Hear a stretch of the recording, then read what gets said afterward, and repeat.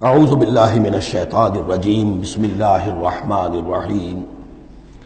ومن الناس من یجادل فی اللہ بغیر علم ولا ہدی ولا کتاب منیر، اور لوگوں میں سے کچھ ایسے بھی ہیں جو اللہ کے بارے میں، اللہ کی باتوں کے بارے میں، اللہ کی صفات کے بارے میں، ذات خداوندی کے بارے میں جھگڑتے ہیں، بحثیں کرتے ہیں، نزاع کرتے ہیں، نہ ان کے پاس علم ہے، بغیر علم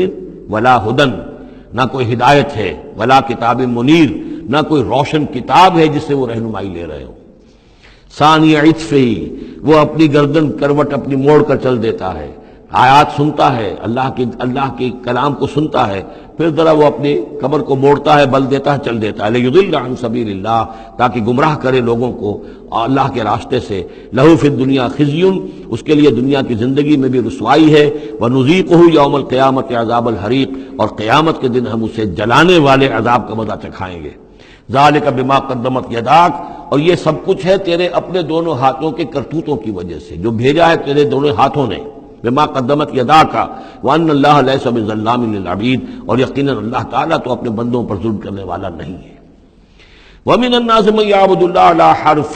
فإن أصابه خير اطمأن به وإن أصابته فتنة انقلب على وجهه خسر الدنيا والآخرة ذلك هو الخسران المبين۔ لوگوں میں سے کچھ ایسے بھی ہیں جو اللہ تعالیٰ کی بندگی کرتے ہیں کنارے کنارے،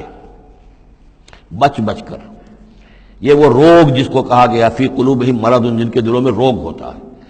ایک وہ لوگ ہوتے ہیں کہ حق کو قبول کیا، پھر ہر چہ بعد آباد منجدھار میں پھر وہ چھلانگ لگاتے ہیں،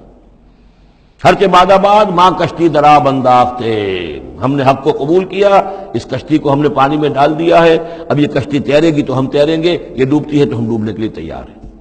ایک وہ ہے جو چاہتے بھی ہیں حق کے ساتھ چلنا، لیکن کنارے کنارے گہرے پانی میں نہیں جانا چاہتے،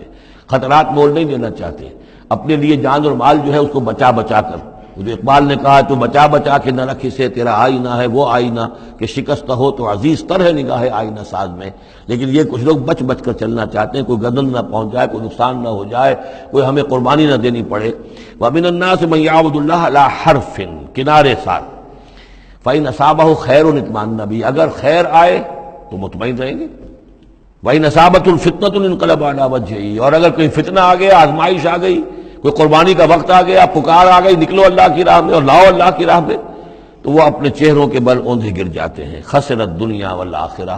یہ خسارہ ہے، یہ گھاٹا ہے، یہ نقصان ہے دنیا اور آخرت دونوں کا۔ ذالک هو الخسران المبین، اور یہ بہت ہی نمایاں اور واضح تباہی ہے۔ ایک میں بات عرض کرنی رہ گئی ہے کہ سورہ حج کے بارے میں بعض جگہ آپ نے دیکھا ہوگا لکھا ہوا کہ یہ اس کو مدنی بھی مانا گیا ہے، لیکن یہ واقعہ ہے کہ اس سورہ مبارکہ کے اندر بعض آیات ایسی ہیں کہ جو یا تو مدنی ہیں، اور بعض آیات کے بارے میں مجھے پھر وہ ایک قول مل گیا تھا حبر الامہ حضرت عبداللہ ابن عباس رضی اللہ تعالی عنہما کا، وہ میں بعد میں انشاءاللہ وہ کل ہم پڑھیں گے۔ وہ آیات نازل ہوئی ہیں اثناء سفر ہجرت میں۔ ظاہر بات ہے کہ جب حضور مکے سے نکل آئے ہیں اور جا رہے ہیں تو کتنے دن لگے ہیں، کوئی وہ چند گھنٹے کا، 1 گھنٹے کی فلائٹ تو نہیں تھی کہ جو ہوائی جہاز سے آپ چلے گئے ہیں وہ آدھے گھنٹے کی فلائٹ ہے کل، نہیں، لیکن یہ کوئی وقت لگا۔ اس میں بھی جو آیات نازل ہوئی ہیں، اور اس صورت میں کئی آیات ایسی ہیں کہ جن کی بڑی گہری مشابہت آپ کو مل جائے گی سورہ بقرہ کی آیات کے ساتھ۔ چنانچہ شہادت علی الناس والی آیت بھی اس صورت میں بھی ہے، سورہ بقرہ میں بھی ہے۔ لِيَكُونَ الرَّسُولُ شَهِيدًا عَلَيْكُمْ وَتَكُونُوا شُهَدَاءَ عَلَى النَّاسِ، یہ آپ کو سورہ حج کے آخر میں ملے گی۔ جہاد کا لفظ بھی اس صورت مبارکہ میں ملے گا۔ یہ آیت بھی آپ غور کریں گے تو سورہ بقرہ کے دوسرے رکوع میں جو مثال آئی تھی منافقین کا حال یہ ہے، او کصیب من السماء فیہ ظلمات ورعد وبرق یجعلون اصابعهم فی آذانہم من الصواعق حذر الموت واللہ محیط بالکافرین۔ تو یہ جب بجلی جب چمکتی ہے، کوئی روشنی نظر آتی ہے، چل پھر لیتے ہیں، لیکن اس کے بعد پھر جیسے ہی اندھیرا ہوتا ہے کھڑے رہ جاتے ہیں۔ تو بالکل وہی کیفیت ہے کہ جب ذرا حالات صحیح ہوئے، نارمل ہوئے، کوئی خطرہ نہیں، کوئی اندیشہ نہیں، کوئی مطالبہ نہیں، کوئی جنگ کی مہم جو ہے پیش نظر نہیں ہے، تو وہ بڑے چلت پھرت دکھا رہے ہیں، حضور کے پاس آ رہے ہیں، باتیں کر رہے ہیں، گویا کہ وہ بھی اہل ایمان کے ساتھ ہیں۔ لیکن جب ذرا مشکل وقت آیا، اوندھے منہ گر پڑے۔ وَمِنَ النَّاسِ، اللہ تعالی ہمیں اس سے بچائے، اور دین اور ایمان کے ساتھ اور اللہ کے دین کو قائم کرنے کی جدوجہد میں مخلصانہ اور ہمہ وجوہ اپنے آپ کو جھونک دینے کی ہمت عطا فرمائے۔ وَمِنَ النَّاسِ مَن يَعْبُدُ اللَّهَ عَلَىٰ حَرْفٍ فَإِنْ أَصَابَهُ خَيْرٌ اطْمَأَنَّ بِهِ وَإِنْ أَصَابَتْهُ فِتْنَةٌ انقلب عَلَىٰ وَجْهِهِ خَسِرَ الدُّنْيَا وَالْآخِرَةَ ذَلِكَ هُوَ الْخُسْرَانُ الْمُبِينُ۔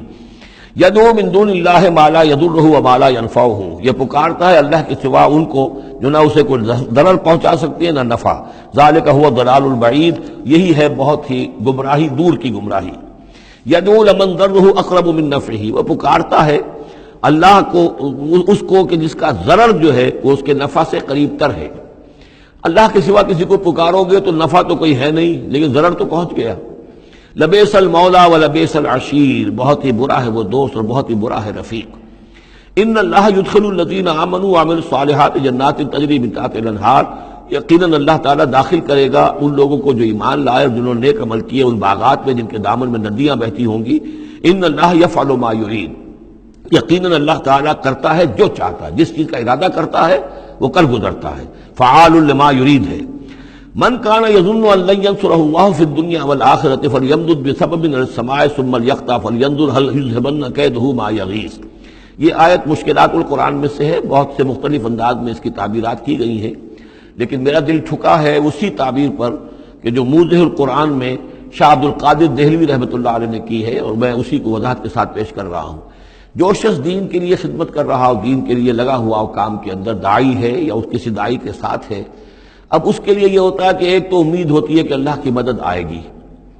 آج نہیں تو کل آئے گی، کل نہیں تو پرسوں آئے گی۔ اگر کسی وجہ سے انسان حالات کو دیکھ کر اتنا مایوس ہو جائے کہ اللہ کی مدد کی اسے امید نہ رہے،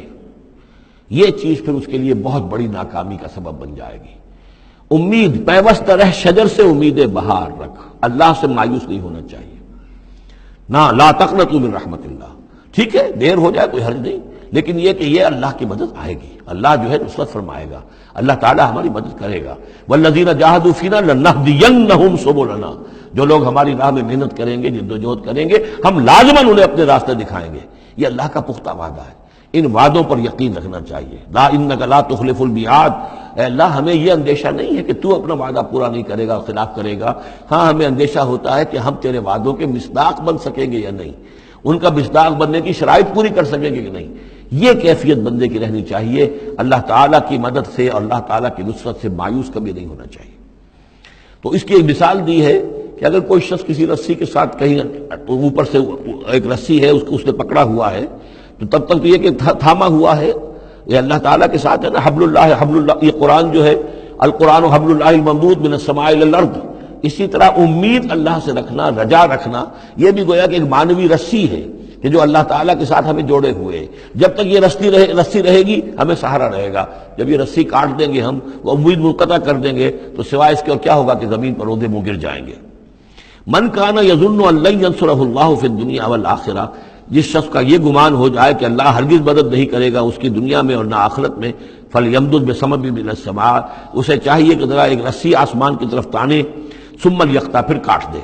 اسے توڑ دے، فلینظر هل یذهبن کیدہ ما یغیظ، پھر دیکھے کہ اس سے اس کا جو غصہ ہے اندر کا، اس میں جو مایوسی کی آگ جل رہی ہے اس میں کوئی کمی ہوئی۔